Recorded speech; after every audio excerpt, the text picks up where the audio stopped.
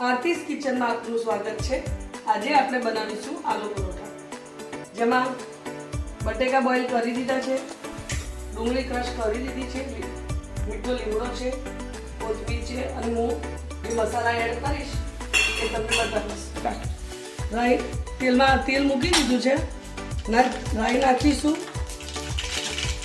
હિંગ નાખીશું, જીરું નાખીશું, સેજ કલર માટે હળદર નાખીશું, મીઠા લીમડાના પાન નાખીશું અને અનિયન નાખીશું।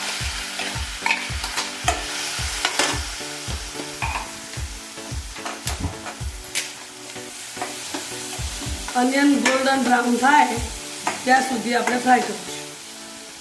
તો એ આપણી ચડી ગઈ છે, ડુંગળી આપણી ચડી ગઈ છે, મેં એકદમ ઝીણી ક્રશ કરી છે, બરાબર।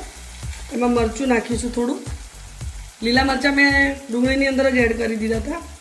થોડો ગરમ મસાલો નાખીશું આપણે, થોડું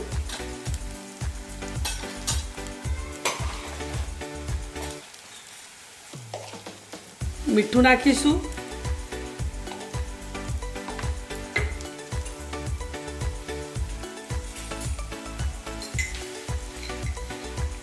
સ્વાદ પ્રમાણે ખાંડ નાખીશું 2 ચમચી જેવી,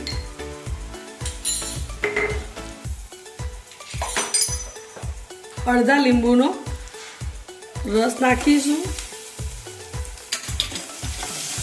બધો જ મસાલો મિક્સ કરી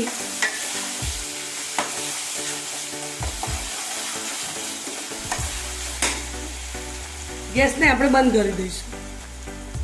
પછી આપણે એમાં બોઇલ કરેલા બટેકા નાખીશું।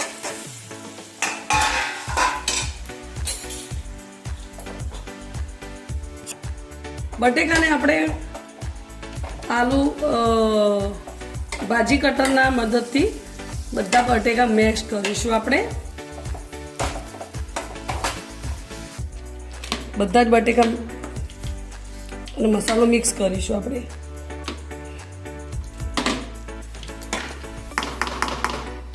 બધા જ બટેકા મેશ થઈ ગયા છે, આપણે કમ્પ્લીટ મસાલાને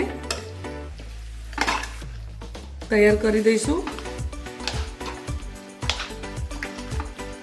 આપણો મસાલો તૈયાર છે,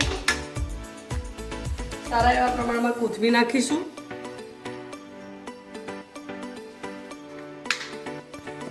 રોટલીનો લોટ બાંધી દીધો છે પરોઠા માટે। હવે આપણે પરોઠા બનાવીશું। આપણે રોટલીને વણી લઈશું,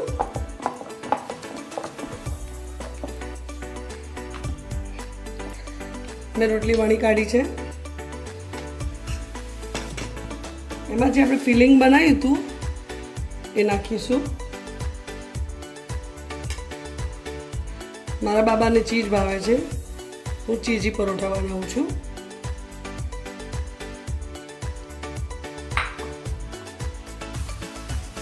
ચારે બાજુથી ફોલ્ડ કરી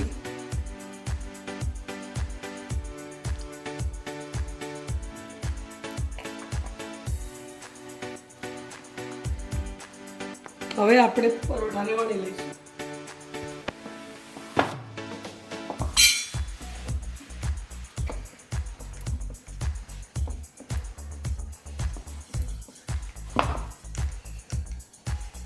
આપણો પરોઠો તૈયાર છે, આપણે એને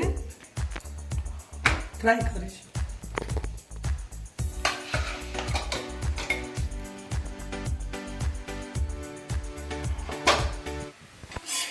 એક બાજુ ચડી ગયો છે તો આપણે તેલ નાખીશું,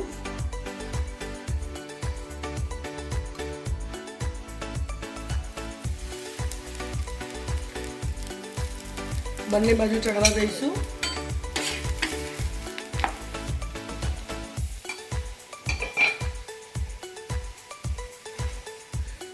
મેં ચીઝ નાખીને બનાવ્યા છે, તમે પનીર કે કંઈ પણ નાખીને તમે બનાવી શકો છો। મારું પરોઠું લગભગ તૈયાર થઈ જવા આવ્યું છે, ચીઝ અંદર મેલ્ટ થઈ ગયું છે। બાળકોને ચીઝવાળા પરોઠા વધારે ભાવે છે, મેં માયોનીઝ ચીઝનો ઉપયોગ કર્યો છે, મોઝરેલા ચીઝનો ઉપયોગ કર્યો છે. તમે ડાઈસ ચીઝ બી નાખી શકો છો જો તમને વણવામાં તકલીફ ના પડતી હોય તો. મારો પરોઠો તૈયાર છે. પરોઠો તૈયાર છે. દહીં કેચઅપ સાથે મેં સર્વ કર્યો છે. લીલી ચટણી સાથે પણ સર્વ થાય.